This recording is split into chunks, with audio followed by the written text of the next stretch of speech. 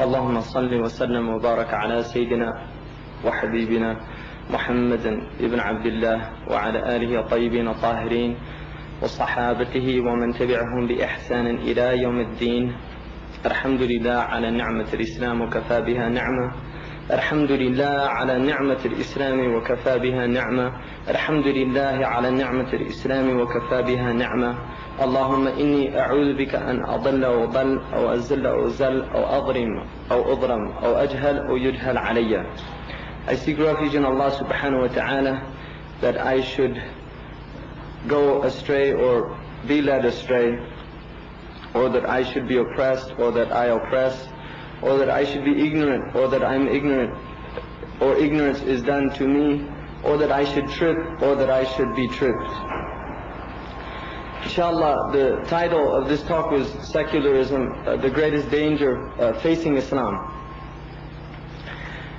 And what I'd like to do is, inshallah, look at the idea of secularism historically, and the results of the secular idea upon the psyche of humankind, what the implications of that mean for us as Muslims particularly, but also the implications of it globally for humankind, because we are Bani Adam, we're all part of the offspring of Adam alayhi salam, and so we share common destinies in this world, and inshallah we will not share common destinies in the next world with those who reject the Adamic way, the Ibrahimic way, and the Muhammadan way.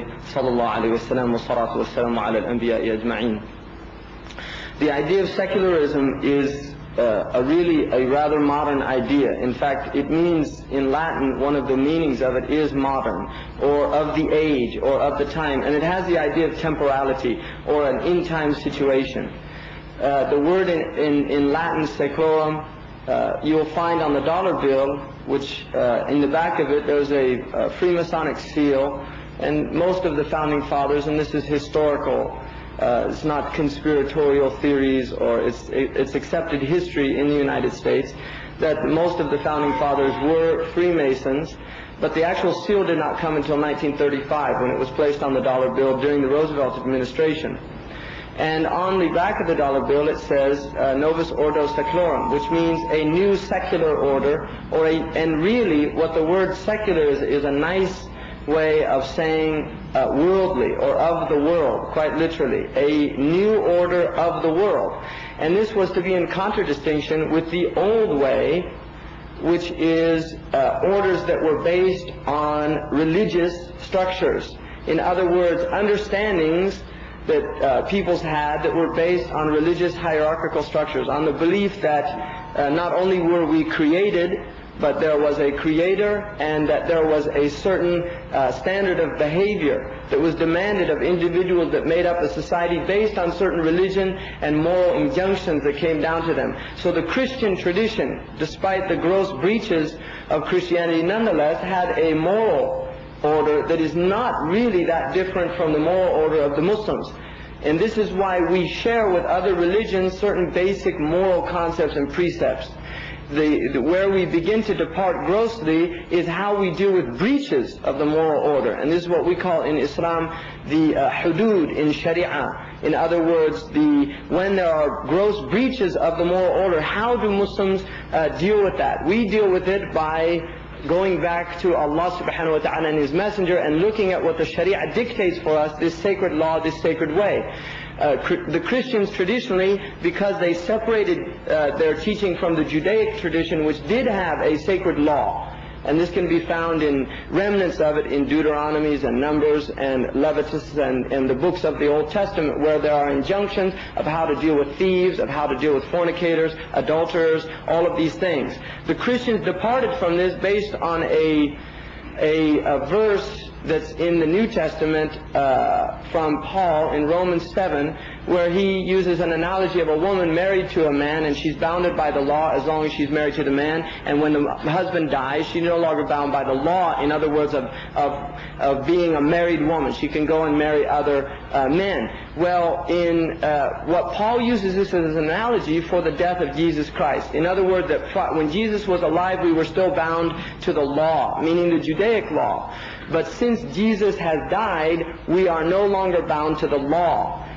Jesus has freed us through his death from the law. And this is a very important concept in Christianity. And this is really setting up the scenario of the using the rational intellect to deal with law. In other words, Paul's belief, and whether he was sincere in it or not, Allahu Alam, but Paul's belief within his based on what he said, is that people, because they were in such a deeply spiritual state, imbued with the Spirit of Christ, they would not go into the errors that necessitated the law in the first place. So it was almost like, if we're looking at it as Paul being a sincere person in what he was preaching, that his spiritual state was so high, based on being imbued with the Holy Spirit and with the Spirit, that he could not fornicate, that he would not, because he was in such a deeply exalted spiritual state. This is the idea. Now, this is an extremely idealistic, romantic picture of the human being.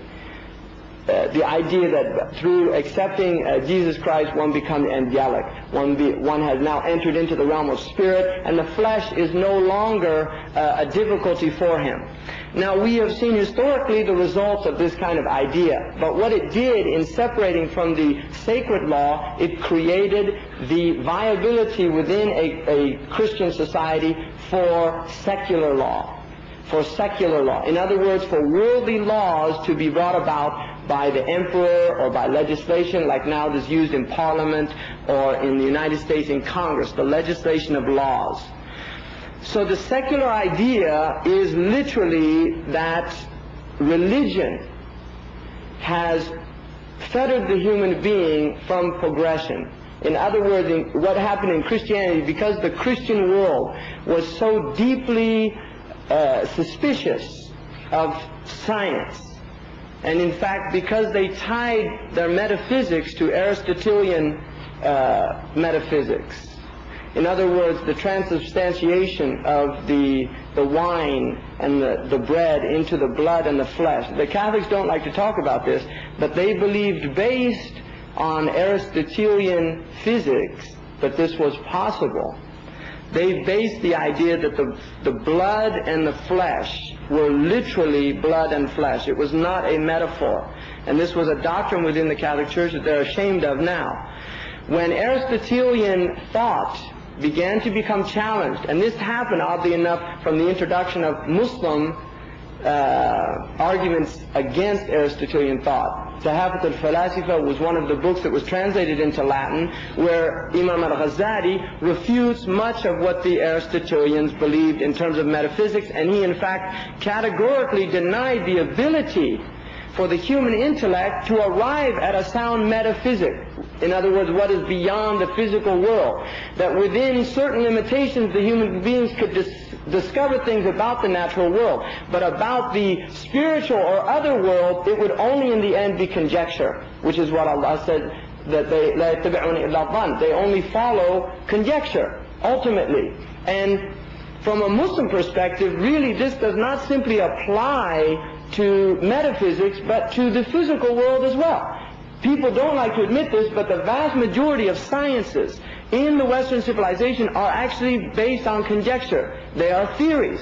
Now, they watered them down to the masses as fact. We learn them in schools as facts. But those people that actually write the textbooks, or those discoverers and scientists that actually have come up with the theories, they're the ones that know the limitations of their own thought. People learn, for instance, in chemistry, the chemical table of elements. And this is a model that human beings have just projected onto the world. It is not reality. It is a model. Now, the model is, it's